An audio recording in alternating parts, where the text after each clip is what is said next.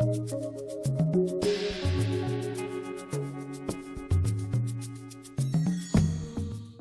guys, so this video is going to be based on a question left by James Clark as to the possibility of Guts using the Beherit and exacting his revenge against the Godhead. But okay, before we dive into that, we have to understand what the Beherit is and where the roots could have come from possibly. And from understanding this, I believe we could follow the story and find new possibilities as how the story may be, develop or end. So the Beherit is a very powerful artifact that is found in the world of Berserk. The unique thing about this item is that it finds itself to the user when the user most needs it. And this item, the stone artifact with the face on it, has the ability to grant a person the chance to transform into an apostle, a God Hand member once every 216 years, being reborn into the world, or if you get enough of them, has the ability to transcend dimensions. So now we know the basis of this item. We could look at where the roots may have come from. And I was very, very surprised to find out where it might possibly come from. Now this is a theory, but if we look into Norse mythology, and I'll leave a link below so you could read the actual documents I read myself before, I spoke about this. But when you look into Norse mythology, we found that Odin, he was in search of something called rune stones. Now these artifacts were very powerful words, and they were stones with markings on them. But unlike regular words, these words control the cosmos.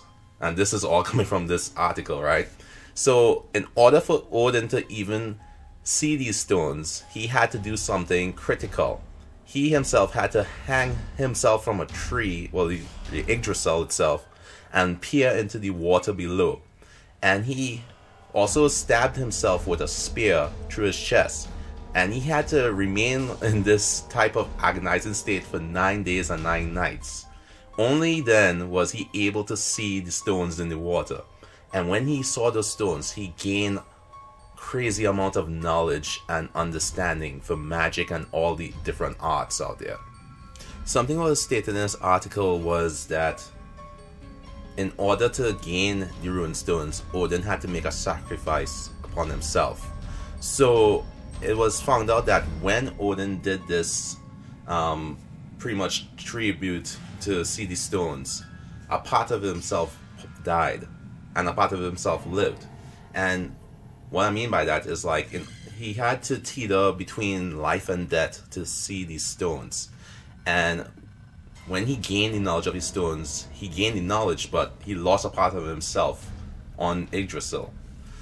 And this ties into the world of Berserk, because what we saw with the stones, and when we saw when Griffith made the sacrifice of his team, the human side of Griffith died.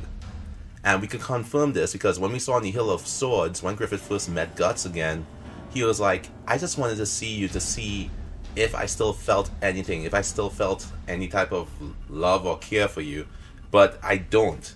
And he wanted to confirm that himself. So the whole point of this is that the closest thing I've seen to resemble the Beherit in any type of log is these rune stones. And going off of that knowledge, we could start interpreting some stuff. So Odin, the user of these rune stones, he had a quest and thirst for knowledge. And only a few characters in the world of Berserk meets that bill. And it's ironic, right? When you look at Odin, he's missing an eye, Guts is missing an eye. But just because they have those type of physical comparisons doesn't mean that they are the actual character. I think Odin is more akin to either the Skull Knight or Griffith, and here's why. Guts is a character who's built on the fact that he wants revenge. Griffith and Skull Knight, they both have vast knowledge of the world of Berserk. They both understand the uses of artifacts, and we see, we always saw, that Griffith understands the ancient ruins across the land now, and he even utilized one of them to transverse the world tree with his entire army. Now with the Skull Knight, it's different. he uses the Beherit directly as a weapon. He weaponizes the Beherit by devouring it and using it to create a specialized sword, the sword of actuation that allows him to transfer dimensions, and who knows what else he does with the sword. But when we look at these characters, they are both, surrounded in mystery, and it's akin to ruins, because if you read the article, you will see that the ruins themselves were surrounded in mystery, and the only way to acquire full understanding of the ruins was to give yourself to it.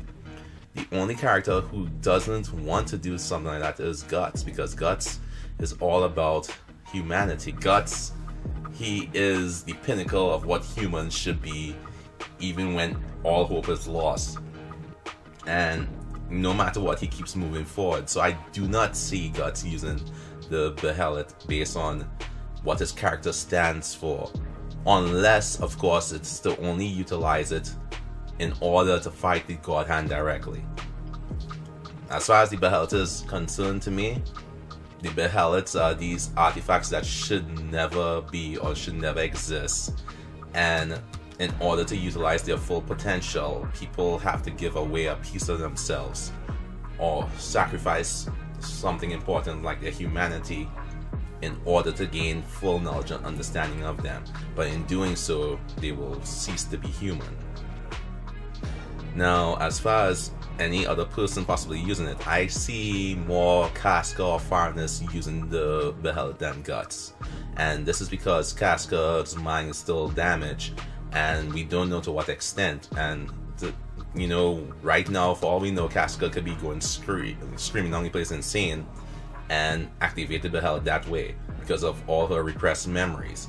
But Guts will not be able to be sacrificed because he's already branded, but it could definitely be like Farnus or the rest of the group. Now, as far as Farnus is concerned, I could see Farnus tapping into the Beherit to save the group or something like that.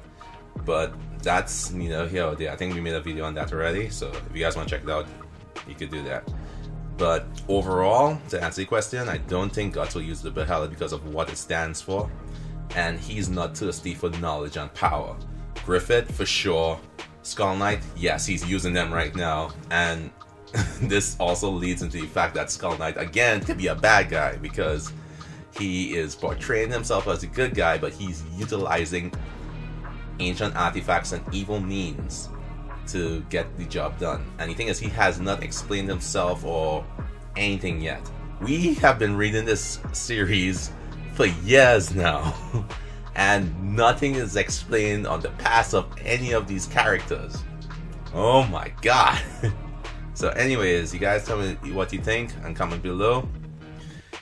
And yeah, Berserk is, the more I read about Norse mythology, is the more and more I believe Berserk is directly tied into that. So yeah, you guys let me know what you think and comment below. And as always, take care. Peace.